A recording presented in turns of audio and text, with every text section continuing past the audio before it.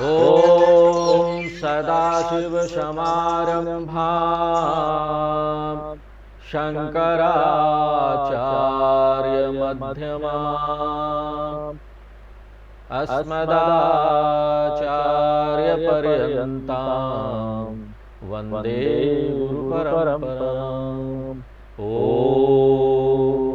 तुम लोग भजन गाते हैं।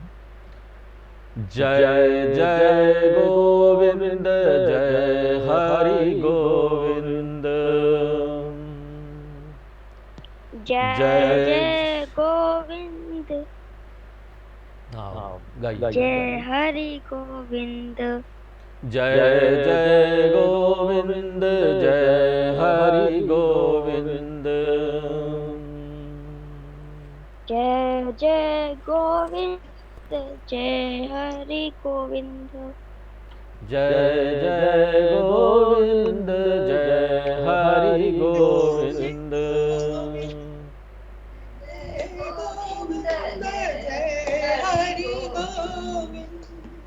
जय जय गोविंद जय हरि गोविंद। जय जय गोविंद जय हरि गोविंद। जय जय गोविंद जय हरि गोविंद। जय गोविंद जय हरि गोविंद। जय जय गोविंद जय हरि गोविंद। जय जय गोविंद जय हरि गोविंद। जय गोविंद जय हरि गोविंद। जय जय गोविंद जय हरि गोविंद। जय गोविंद जय हरि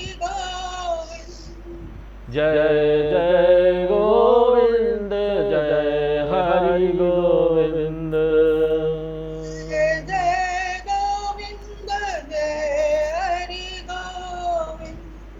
जय जय गोविंद जय हरि गोविंद।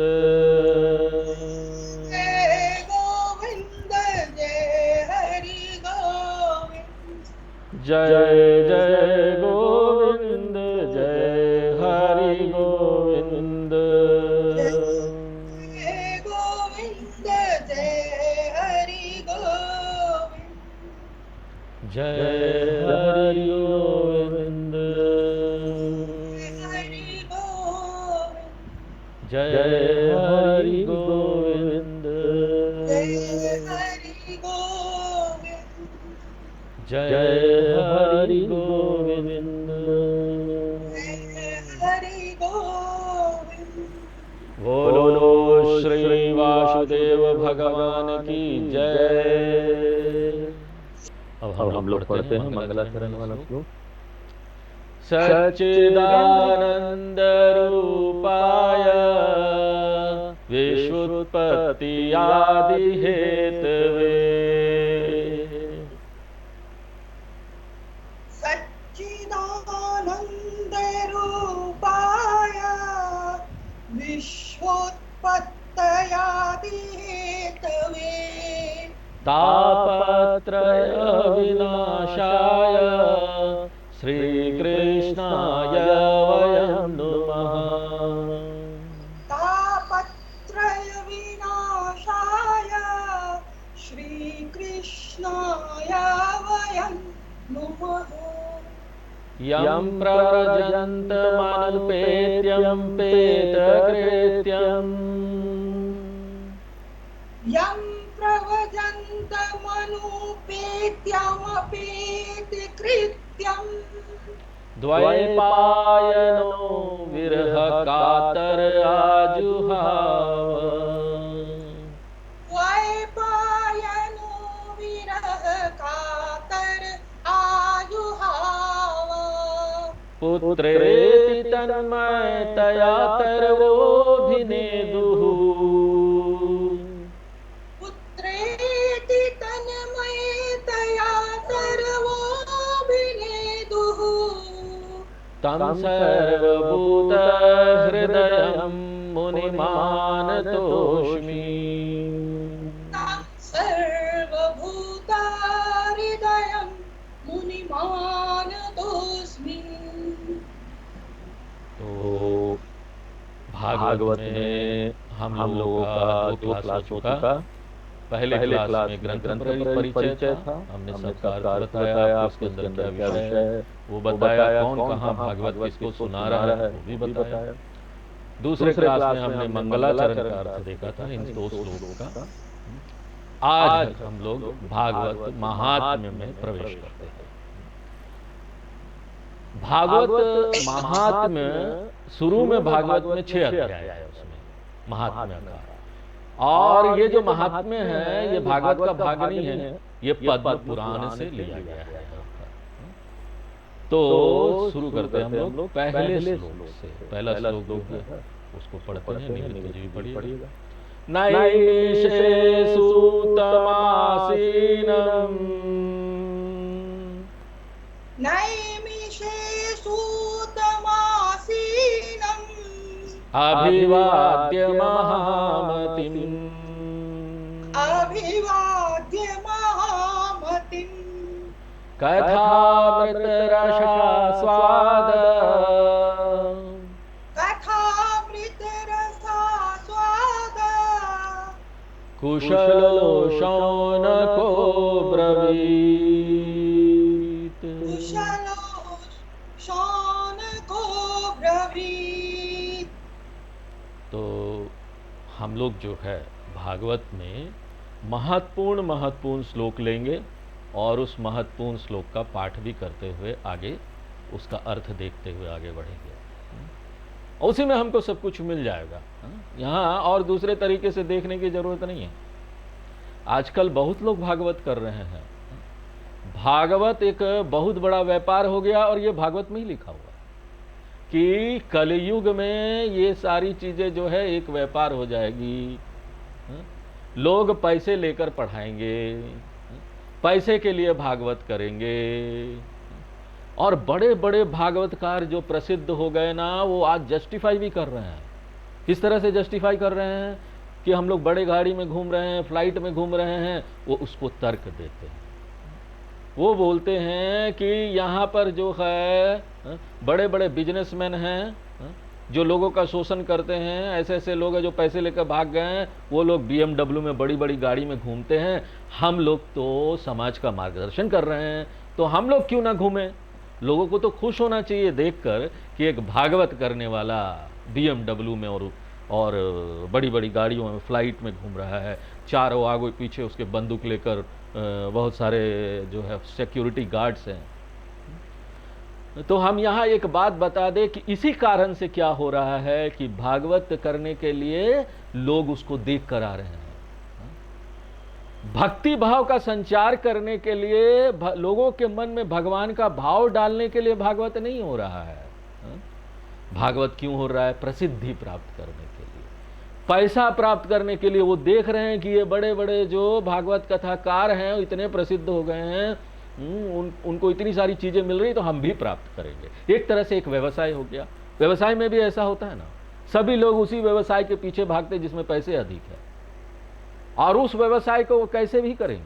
कंप्यूटर इंजीनियरिंग, एक टाइम में बैंक का व्यवसाय बड़ा चलता था।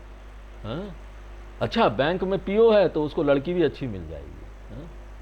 बैंक में तो ऐसा काम था कि बैंक में अगर नौकरी मिल गई तो काम कुछ नहीं है और पैसे बहुत ज़्यादा थे। तो ऐसी नौकरी चाहिए लोगों को, काम कुछ नहीं, पैसे बहुत ज़्यादा हो। अब बैंक वाली बात वो रही नहीं। बैंक में नौकरी में, बैंक की नौकरी में तो बैंक का एक मैनेजर जो है उसको रात को 8 बजे भी छुट्टी नहीं मिलती बैंक से। ये हाल हो गया है। कौन सा काम करे कौन सा नहीं समझ में नहीं आता, सारा काम छूटा हुआ रहता है। पूरा दिन काम करने के बाद भी इस तरह से है। अब फिर कंप्यूटर इंजीनियरिंग आई, कंप्यूटर, सब लोग कंप्यूटर इंजीनियरिंग में भाग रहे हैं और जैसे तैसे कर रहे हैं। उसी तरह से भागवत एक व्यवसाय हो गया। लाखों लोगों का घर परिवार चल रहा है यही भागवत करके। वो देखते हैं कहाँ भीड़ ज्यादा जुटेगी, तो श्लोक को छूते भी नहीं है। जैसे हम एक एक श्लोक करके देख के उसका अर्थ देख रहे हैं ना, वो श्लोक को छूते भी नहीं है। बाकी सारी बातें बताएंगे, प्रणाम क्यों करना चाहिए, वो क्यों करना चाहिए। अरे भागवत का जो सार है जो उसमें दिया गया है उसकी बात तो करते ही नहीं। तो अगर किसी को भागवत करना है तो शास्त्रों का आशय ये था कि उसको ना स्वेच्छा से दरिद्रता और गरीबी चुनना चाहिए, स्वेच्छा से चुनना चाहिए, ताकि लोग देखें कि कोई पैसा नहीं, कोई मटेरियल गेन नहीं है, उसके बाद भी व्यक्ति खुश है भागवत करके, तब भागवत करने आए लोग। क्योंकि भगवान की भक्ति से खुशी मिलती है, बाकी किसी चीज से नहीं मिलेगी। सर्वोपरि यहां भगवान है, उसकी भक्ति है, ज्ञान भक्ति वैराग्य सर्वोपरि है, उससे खुशी मिलेगी। बड़ा प्रसिद्ध हो जाने से, पैसे आ जाने से खुशी नहीं मिलती। तो आप अगर भागवत कर रहे हैं तो आपको वैसे ही उदाहरण बनकर इस संसार में जीना पड़ेगा।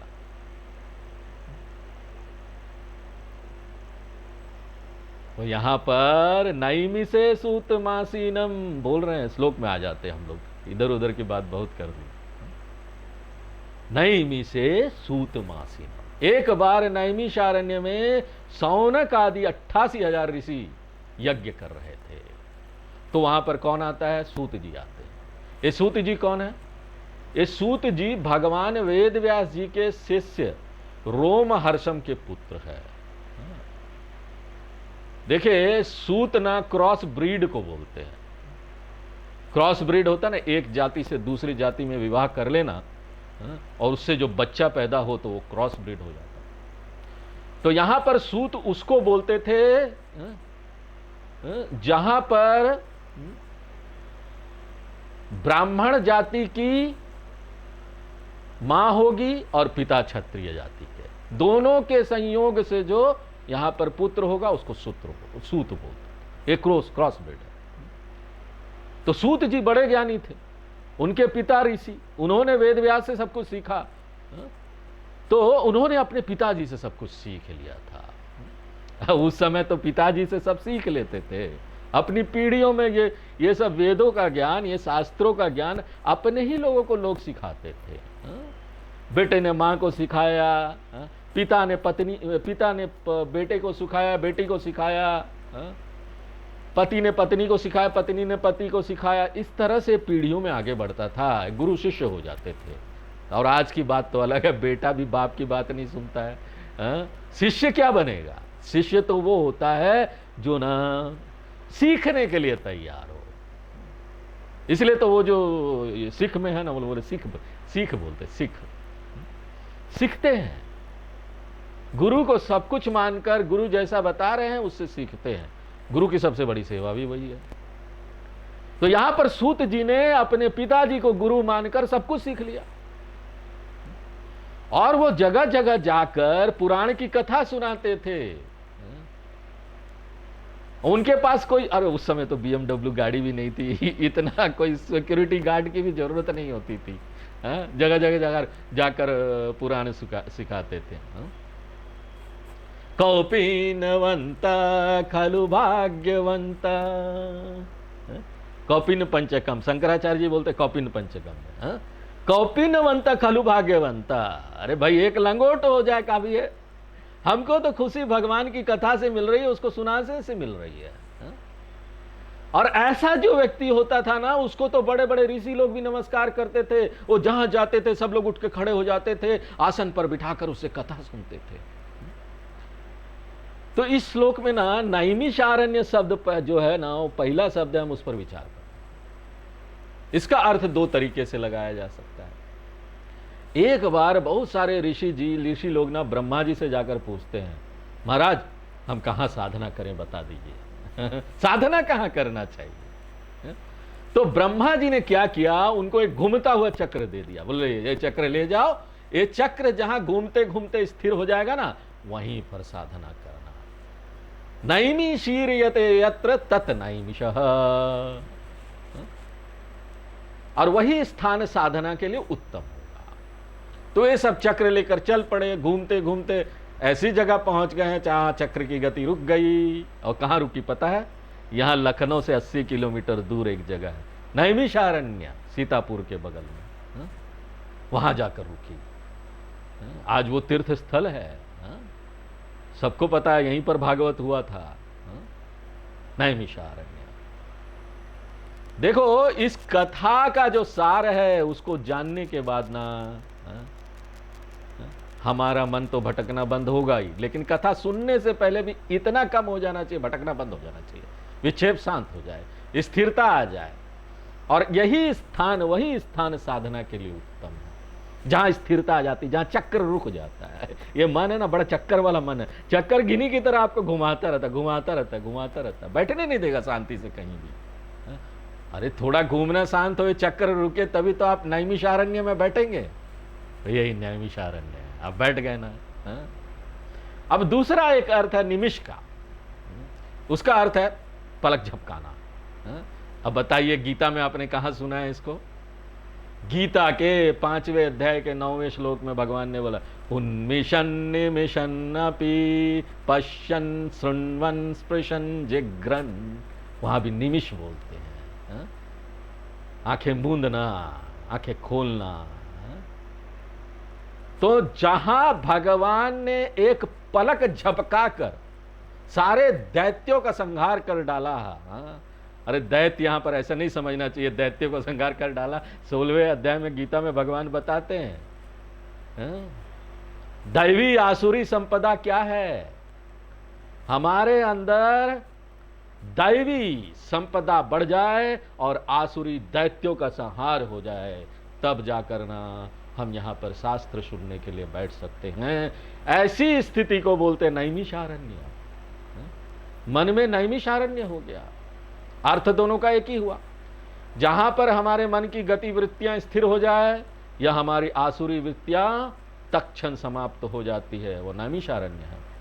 कई जगह आप देखेंगे कि वहां बैठने से बड़ी शांति मिलती है। लोग जाते हैं बड़े, अपने पूजा घर में आप बैठ जाइए जाके, बड़ी शांति मिलेगी। स्थान का महत्व है। आप डाइनिंग टेबल पर बैठ के गीता पढ़ेंगे तो, या फिर भागवत सुनेंगे, वहां पर खाने का याद आएगा। अब पूजा रूम में अगर बैठ के भागवत करेंगे तो वहां पर भगवान ही भगवान दिखेंगे, भगवान का याद आएगा। तो नैमिषारण्य है वो आपका पूजा घर।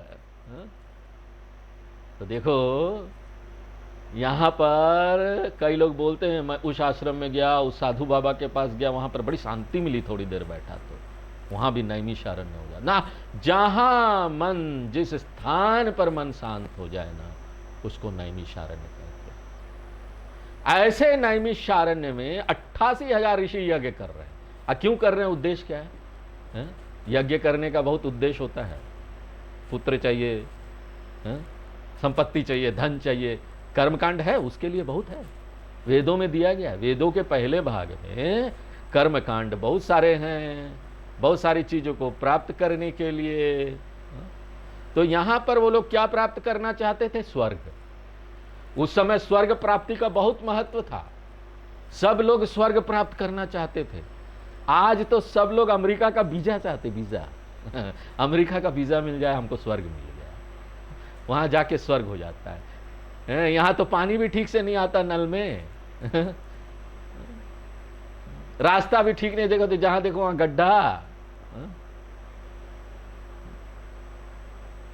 और वहां जाओ सब कुछ मिल जाता है, लेकिन वहां जाके सारा काम खुद करना पड़ रहा है। यहाँ तो आपको बर्तन वाली भी मिल जाती, खाने वाले भी मिल जाते, वहां खुद में बर्तन धोना है, खुद सफाई करना है, यहाँ तक कि घर का पेंट करना तो खुद पेंट करते हैं लोग। सब काम ऐसे अच्छा भी है, सीख जाते हैं। अपना काम तो खुद आना चाहिए ना सबको। अपना काम सीखने में क्या इसमें शर्म है? अपना काम हमको सीखना ही चाहिए। यहां पर स्वर्ग प्राप्ति कामना थी एक लोगों की, स्वर्ग प्राप्त हो जाए। अरे बहुत बड़ा गोल नहीं है ये स्वर्ग प्राप्त कर लेना। भगवान तो गीता में बोलते हैं, ब्रह्म लोक तक सारे जो लोग है ना, लोक है ना, वो सब ना क्या है, परमानेंट नहीं है। क्षीणे पुण्य मर्त्य लोकम विशंति, वहां से नीचे आना ही पड़ेगा। लेकिन ठीक है, हमारी जो कामना है, भागवत भगवान बोलते हैं, ये तो भागवत भगवान है ना, किताब नहीं है। लोग इसको किताब समझ के रखते हैं भैया, ये तो खुद भगवान विष्णु है। इसलिए जब भागवत कथाकार सप्ताह यज्ञ करते हैं, एक सप्ताह का होता है भागवत ना, 3-3 साढ़े 3 घंटे एक बार में बैठते लोग करते हैं, तो सामने वो भागवत किताब रखते हैं, उसको पूजा करते हैं। खुद भगवान है। तो कुछ भी दे सकता है भगवान ना, तो सर्वज्ञ सर्वशक्तिमान है, तो स्वर्ग लोग क्यों नहीं देख सकते? तो स्वर्ग लोग के लिए कर रहे थे यज्ञ लोग। अब यज्ञ कर्म कांड के बीच में क्या होता है? मध्यांतर होता है, इंटरवल होता है ना, सीरियल में, पिक्चर में इंटरवल, उसी तरह यहां पर इंटरवल होता है। और उस समय ये परंपरा है, ये विधान है कि कुछ नाम जप करो, भगवान का कथा सुनो। ये नहीं कि इंटरवल हुआ भागे ना इधर उधर बात करने के लिए, बड़ी देर से यज्ञ कर रहे हैं, इंटरवल हो गया है, चलो जाए फिर। अब अपना मन वही गपशप में लगाएं, एक दूसरों की निंदा चुगली में लगाएं, और वो निंदा चुगली में जो मन अच्छा हुआ था वो भी मन खराब हो जाता है। तो प्रवचन सुनने के बाद, यज्ञ वगैरह करने के बाद हमको ना उसी में डूबे रहना चाहिए कुछ समय तक, ताकि वो ना दृढ़ हो जाए।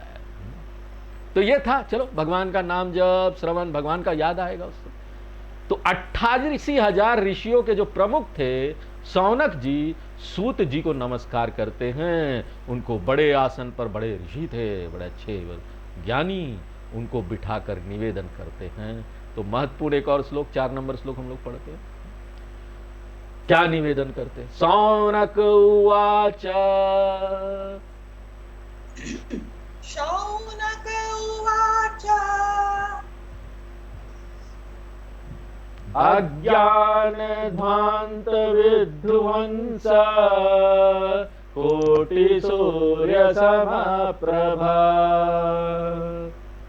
अज्ञान ध्वांत विध्वंस कोटि सूर्य समप्रभा।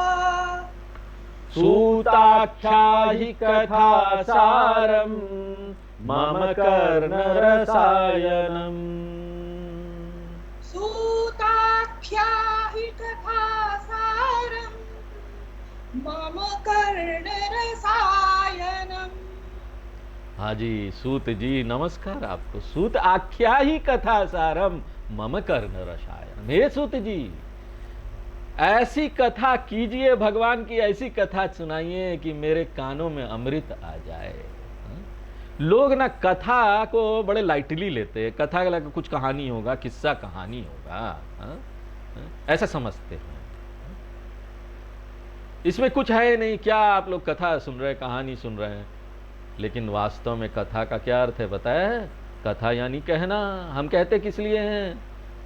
जब भी हम कहते हैं इतना सुंदर कहना चाहिए और ऐसी चीज कहना चाहिए जो दूसरे व्यक्ति को किसी चीज का ज्ञान करा दे, उसको बोध करा दे, किसी चीज को प्रकट करा दे। कथयते प्रकाशयते यथा, क प्रकाशित कर, जिसके द्वारा कोई चीज कही जाती है, प्रकाशित की जाती है, उसे कथा कहते हैं। इसलिए जब हम लोग रामचरितमानस सुनते हैं, राम कथा सुनते हैं, तो उसका तात्पर्य केवल वहां कहानी नहीं होता। हम वहां रामचंद्र जी का जीवन देखते हैं, उनका स्वरूप देखते हैं, ये सब प्रकट किया जाता है, उसे राम कथा कहते हैं। तो सौनक जी कहते हैं आप मुझे ऐसी कथा सुनाइए जिसे सुनकर भक्ति, ज्ञान, वैराग्य बढ़ने लगते हैं और मोह, माया, आसक्ति, राग, द्वेष, क्रोध ये सब घटने लगेंगे, ये सब घट जाए। कलयुग में बहुत दुख है, कलयुग एक मल है और कलयुग का ये सब मल है, काम, क्रोध, मद, लोभ, मोह, मात्सर्य। अगर हम रोज कथा नहीं सुनेंगे ना, ये हमको पतन में ले जाएगी।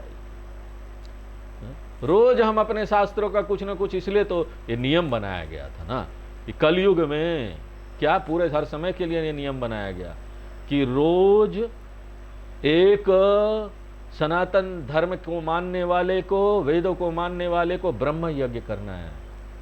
आप अगर देखिए, आप लोग रोज ब्रह्म यज्ञ कर रहे हैं, किसी को बताइए मत कि वो क्या है। आप बोलिए हम तो रोज यज्ञ करते हैं, क्या ब्रह्म यज्ञ? शास्त्रों का अध्ययन प्रवचन हो तो ब्रह्म यज्ञ है।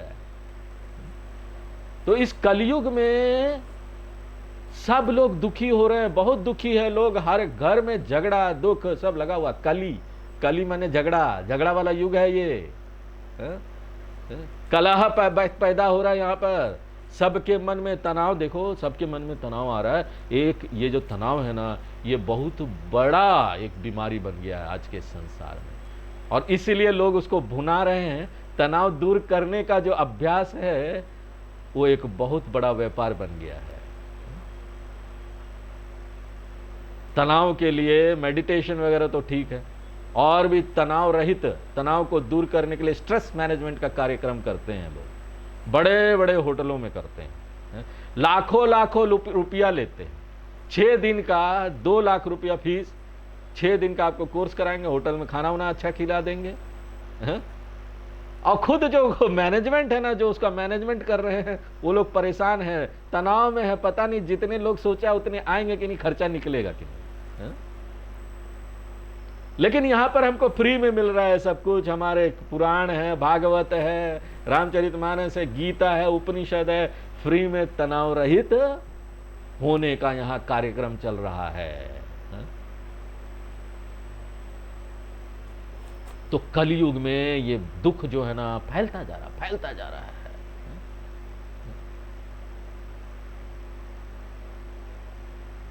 तो उसके लिए अपने शुद्ध स्वरूप को प्राप्त करने का, कृष्ण गति प्राप्त करने का, कैसे हम भगवान के नजदीक हमेशा रहें, उसके लिए सबसे पावनकारी और शीघ्र से शीघ्र फल देने वाला साधन कौन सा है? आजकल होता ना, हर चीज हमको ना तुरंत चाहिए, शीघ्र चाहिए। तो एक बार स्वामी जी के पास ऋषिकेश में कोई व्यक्ति आया, बड़ा फ्लाइट से देहरादून में उतरा, उसके बाद फटाफट गाड़ी उसको लेकर आई, स्वामी जी से मिला वहां ऋषिकेश में जाकर, और स्वामी जी को बोलता है, स्वामी जी हम तो बस आज के लिए आए हैं, कल फिर हमको यहां से जाना है फ्लाइट में। बड़ा बिजी व्यक्ति है, बिजनेसमैन, तो हमको बस आज ही के दिन में बता दीजिए ताकि ना मुक्ति हो जाए और मैं मुक्त होकर यहां से चला जाऊं। तो लोगों को ना आज सब कुछ इंस्टेंट का आदत लग गया है। यहां पर तो 2.5, 3, 3.5 घंटे 60 दिन बैठना, 7 दिन भागवत के लिए बैठना कितना मुश्किल काम है। 2 मिनट में बस आप आज उपदेश दे दीजिए, मैं जा रहा हूं, 2 मिनट में जा रहा हूं, तुम वही हो तत्वमसि। लेकिन क्या समझ में आएगा? 2 मिनट में बता भी देंगे तो तत्वमसि नहीं समझ में आएगा, नहीं वो आत्मसात होगा। इसलिए अगर वो नहीं हो रहा है तो अभी जीवों के लिए सबसे सरल साधन जो बताया गया है, तुरंत भगवान का भाव मन में आ जाए, भगवान नाम स्मरण करो। कल्प वृक्ष है, यहां पर बोलते हैं स्वर्ग में एक वृक्ष है, वो कुछ भी दे सकता है, जो मांगे आपको दे देगा। कोको कोला चाहिए दे देगा, कैंपा कोला मिल जाएगा। वो कौन मांगता है? कल्प वृक्ष देखेंगे तो सब मांगे, हमको धन दे दीजिए। मोक्ष की बात भी किसी को याद नहीं रहती, भगवान की भक्ति की बात याद नहीं रहेगी, लेकिन धन दे दीजिए। ठीक है, चलो कल्प वृक्ष वो भी दे सकती है, लौकिक सुख स्वर्ग आदि भी दे सकते हैं, वो सब मिल जाएगा। लेकिन यहां पर अगर आपको वैकुंठ जाना है, वैकुंठ को जानने वाला स्थान नहीं, आप ये समझ लीजिए, कोई नहीं जाया जा सकता। वैकुंठ प्राप्त करना है, भगवान की भक्ति प्राप्त करनी है, भगवान को प्राप्त करना है। वैकुंठ को ना ये नहीं समझना चाहिए ना कोई लोक होगा और वहां पर ऐसे स्वर्ग लोक टाइप होगा, हम जाएंगे वहां, मरने के बाद भगवान विष्णु जी के चरणों में बैठ जाएंगे। ऐसा कोई यात्रा नहीं होने वाला है। वैकुंठ वह है जहां पर माया की गति, जहां पर अज्ञान की गति कुंठित हो जाती है और ज्ञान का उदय हो जाता है। विकुंठिता बुद्धिर यत्र भवे, विकुंठिता जहां बुद्धि, अज्ञान वाली बुद्धि विकुंठित हो जाती है, कुंद हो जाती है, वो वैकुंठ है। सौनक जी का जो प्रश्न था ना, वो अपने स्वार्थ के लिए नहीं था, वो प्रश्न ऐसा था ना सबके लिए, कल्याण के लिए, सबके लिए वो प्रश्न हो जाएगा।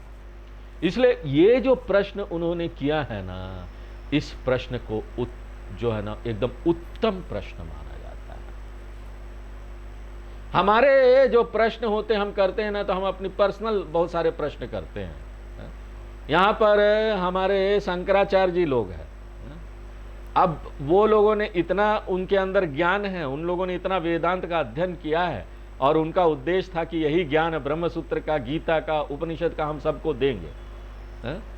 लेकिन उनके पास ना भीड़ लगी होती है, या तो लोग आते हैं कि हमारे दुकान का, हमारे बिजनेस का उद्घाटन कर दो, या तो ऐसे लोग आते हैं, महाराज आशीर्वाद दे दीजिए, मेरी बेटी की शादी हो जाए, मेरी जो ये समस्या आई है कोर्ट का प्रॉब्लम वो सुलझ जाए, मेरी और जो दूसरी समस्या है घर की वो सब सॉल्व हो जाए, नौकरी मिल जाए। एक व्यक्ति आया, वो हमको बोल रहा था कि आप ना हमको कुछ बता दीजिए, हमको ये समस्या आ रही है, नौकरी ठीक ठाक नहीं मिल रही है, और सपने बहुत आते हैं, और सपने सब हमारे सच होते जाते हैं। हम जो सपना देखते हैं ना स्वामी जी वो होता है, और दूसरी बात हमको नौकरी नहीं मिल रही।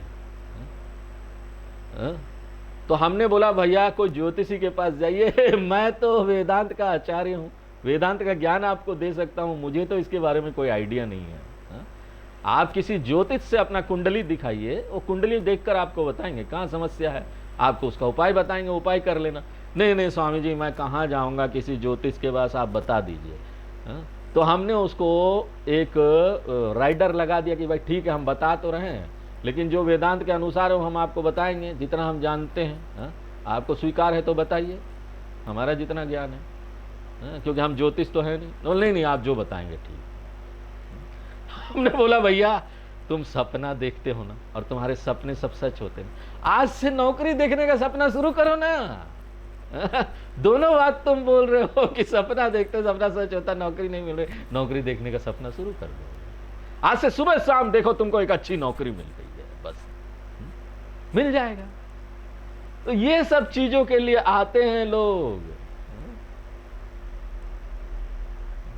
और एक आदमी ना ज्योतिष के पास गया, ज्योतिषी के पास, और वो जाकर कहने लगा देखिए मुझे ना शांति मिल ही नहीं रही है, एक के बाद एक संकट आए जा रहे हैं, पता नहीं कब मुझे ना इन सब से निवृत्ति मिलेगी। हाँ, तो ज्योतिष ने उसका कुंडली देखा, ज्योतिषी ने, और कहा देखो तुम्हारी 7.5 चल रही है। 7.5 से लोग बड़े डरते हैं, क्योंकि 7.5 जो होता है ना उसमें दुख ही दुख आते रहते हैं। हाँ? तो देख लो अगले 7 साल तक तुम्हें दुख ही प्राप्त होने वाला है, कुछ बोलना नहीं मुझे यहाँ वापस आकर, ये तुमको उपाय बता रहे हैं। 7.5 साल के बाद ना तुमको दुख से छुटकारा मिल जाएगा। हाँ ना, यही है ना ज्योतिषी जी, मुझे दुख से छुटकारा मिल जाएगा ना। तो वो बोलता है नहीं नहीं, 7.5 साल के बाद ना सहते सहते तुम्हें दुख सहने की आदत हो जाएगी, तो तुमको लगेगा दुखी कुछ नहीं है, मिल गया ना छुटकारा। यही छुटकारा है, इस संसार से दुख से छुटकारा प्राप्त करने का ही उपाय है, या ज्ञान प्राप्त कर लीजिए, दूसरा फाइनल उपाय। तो प्रश्न ऐसा हो जिससे ना भवरोग ही मिट जाए, दुखों की जड़ ही मिट जाए। कब तक हम लोग अपनी कठिनाइयों के लिए, हर एक चीज के लिए ज्योतिषी के पास जाते रहेंगे, उसको दूर करते जाएंगे। एक एक हर कठिनाई के लिए पहुंच रहे, पता चला ज्योतिष के घर में ही बैठे हुए सुबह से शाम तक, क्यों? हर चीज के लिए उनसे उपाय पूछ रहे हैं। ऐसा तो नहीं कर सकते ना। कोई बहुत बड़ा दुख आपके जीवन में आ गया है और उसका उपाय नहीं मिल रहा है, तो कभी कभी ऐसा हम ज्योतिष से बात कर सकते हैं। और प्रश्न भी ना, देखो प्रश्न भी कैसे पूछना चाहिए। अगर आपको कुछ नहीं पता ना, किसी आचार्य से कुछ प्रश्न पूछना ना, बड़े आदर पूर्वक पूछना चाहिए, सम्मान से पूछना चाहिए। पहले उनका गुणगान करना चाहिए, आचार्य जी आप तो बड़े ज्ञानी हैं, आप सब जानते हैं। देखो हम मंदिर में भी जाते हैं तो पहले सीधे ना भगवान हमको ये दे दीजिए, ऐसा नहीं मांगते हैं। मंदिर में जाकर पहले भगवान की महिमा का गुणगान करते हैं, उनकी जितनी भी महिमाएं हैं, उनकी जितनी भी लीला है उनका गुणगान करते हैं, सीधे सीधे बोलते हैं, या मंत्रों के माध्यम से, श्लोकों के माध्यम से बोलते हैं हम लोग मंदिर में। तो इस तरह से हमको ना किसी से कुछ पूछना चाहिए, कुछ जानना है, कुछ प्राप्त करना है। अरे लौकिक संसार में ही अगर हमको किसी से कुछ चाहिए, नेता उता लोगों से, तो जाकर उनको मक्खन कितना मारते हैं, कितने दिन उनका काम करते, उनके घर का सब्जी उब्जी सब ला देंगे, उनके घर का झाड़ू पोछा बर्तन भी कर देंगे, नेताजी हमारा ये काम करवा दीजिए तो हो जाए। और यहाँ पर तो हम भगवान के पास जा रहे हैं। नेताजी को तो जो आप मक्खन मारेंगे वो सच भी नहीं है, जो भी आप उनका महिमा का गुणगान करेंगे झूठ करेंगे। लेकिन यहाँ तो भगवान की महिमा का गुणगान सच है। आप मंदिर में जाते हैं, उनकी महिमा का गुणगान करते हो तो सच है। पूरी भावना से हमको करना चाहिए। भगवान तो यही है। ये कोई हम विज्ञापन नहीं कर रहे हैं, किसी को मक्खन नहीं लगा रहे हैं। मक्खन लगाना तो झूठ बोलना हुआ ना, ये मक्खन कहाँ लगाना हुआ। जो महिमा का गुणगान है वो तो वही है। और दूसरी बात, अन्याय पूर्वक या अनादर पूर्वक किसी से नहीं पूछना चाहिए। और आपसे भी अगर कोई इस तरह से कोई पूछे जो चीज आप जानते हैं ना, तो आप उसको मत बताइए, चुप हो जाइए। अगर जानते भी है तो मत बताइए, क्योंकि ये व्यक्ति जो है उसमें इतना विनम्रता नहीं है। अगर हम इसको कुछ बताएंगे भी ना तो ये समझ नहीं पाएगा, तर्क वितर्क करेगा और समझने का प्रयत्न भी नहीं करेगा। सूत जी कहते तुमने बड़ा अच्छा प्रश्न पूछा है, भगवान में तुम्हारी बड़ी प्रीति है और तुमने बड़े सम्मान और आदरपूर्वक पूछा है, इसलिए मैं तुम्हें सब सिद्धांतों का सार तुमको सुना देता हूं। सर्व सिद्धांतों का सार मैं सुनाता हूं। तो सूत उवाचा क्या बोलते हैं? 11 नंबर श्लोक हम लोग पढ़ते हैं। काल व्याल मुख ग्रास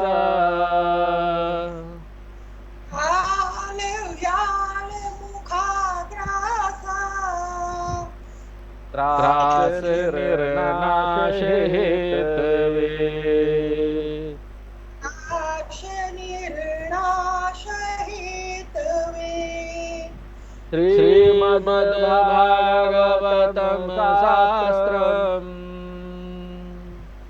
श्रीमद्भागवतं शास्त्रम् कलौकीरेण भासितम् कलौकीरेण भाषितम्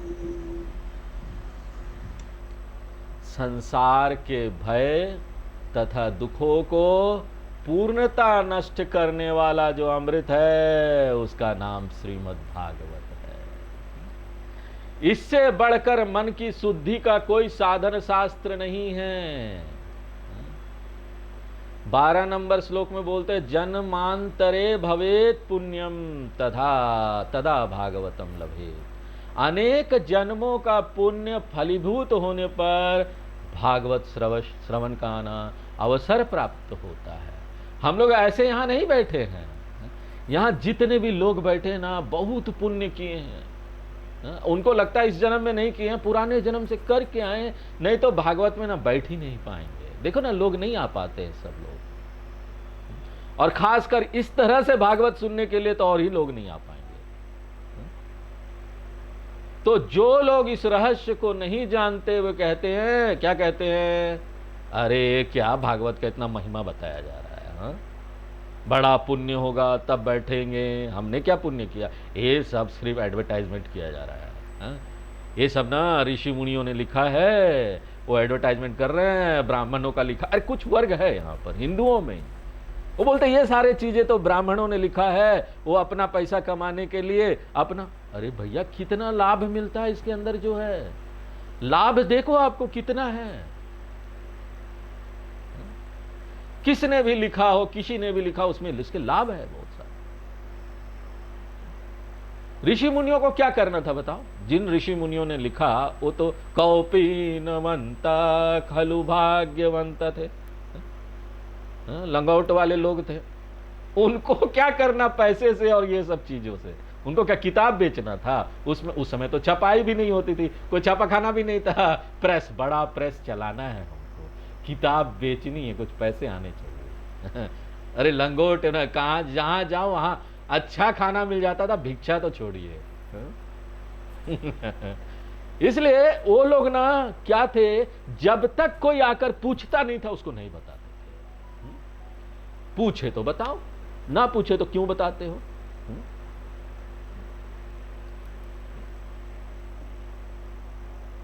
यहां पर नहीं बताना चाहिए, क्योंकि वो भक्त नहीं है, और भक्त नहीं है वो सुनेगा भी नहीं।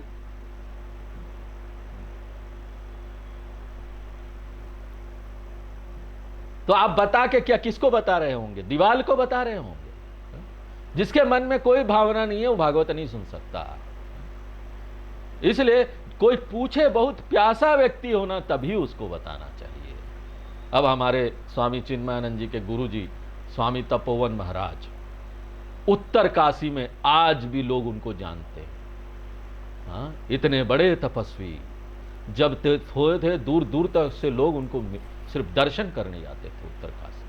अब तो इन संसार में नहीं है, लेकिन जब थे तो उन्होंने अपना जीवन का नियम बनाया था कि किसी को भी ज्ञान चाहिए ना, उनको उसको वो चढ़ के ऊपर आए मेरे पास।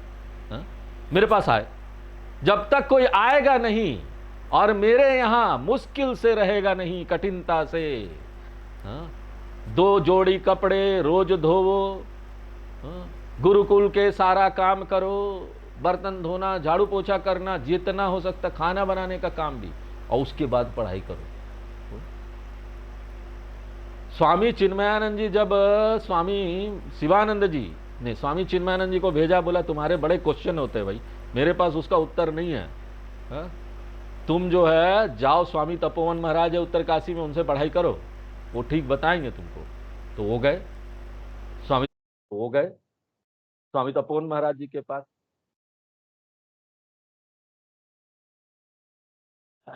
तो स्वामी तपोवन महाराज जी ने देखा उनको, तो बोला किसने भेजा है?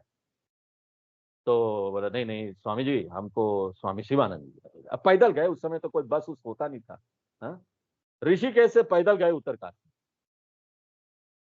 और स्वामी तपोवन महाराज ने बोला, जब तुम, हम कैसे मान ले कि तुमको स्वामी शिवानंद जी ने भेजा है? पता नहीं तुम कौन कहां से आ गए हो, हाँ? पढ़ोगे उड़ोगे नहीं कि क्या करोगे पता नहीं, जाओ वापस जाओ, उनसे ना चिट्ठी लिखवा के लाओ। वो वापस फिर पैदल नीचे आए ऋषिकेश तक, फिर उनसे चिट्ठी लिया, फिर वापस गए। तो ऐसा नहीं था ना कि स्वामी तपोवन महाराज को कोई चिट्ठी चाहिए थी उनको पढ़ाने के लिए, वो तो बस ये देखना चाहते थे इसमें इतनी प्यास है कि नहीं, ये जानना चाहता है कि नहीं, तभी जाकर ये कुछ आत्मसात कर पाएगा ना।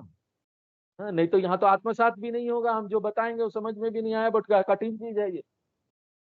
तब जाकर उन्होंने उसको अपना शिष्य स्वीकार किया, उनको स्वामी चिन्मयानंद जी को, और उनको पढ़ाना शुरू किया।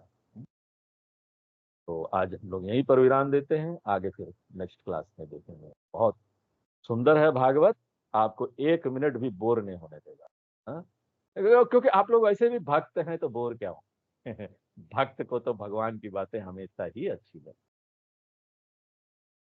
ओम पूर्णमदः पूर्णमिदं पूर्णात् पूर्णमुदच्यते पूर्णस्य पूर्णमादाय पूर्णमेवावशिष्यते।